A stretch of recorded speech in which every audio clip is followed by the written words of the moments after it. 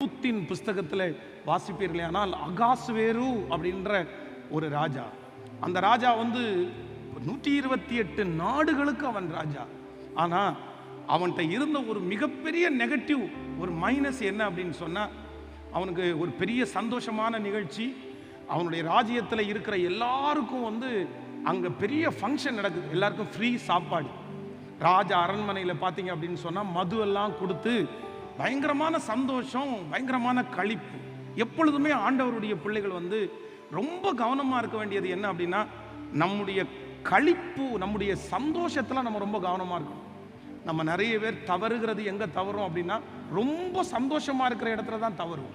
பாருங்கள், உங்கள் ரகசியங்களை எல்லாம் நீங்கள் எங்கே வெளிப்படுத்துனீங்கன்னு நீங்கள் கேட்டு பாருங்கள். எந்த இடத்துல ஓவராக நீங்கள் சிரிச்சிங்களோ அந்த இடத்துல தான் நீங்கள் ஓவராக உங்களுடைய ரகசியங்களை வெளிப்படுத்துனீங்க.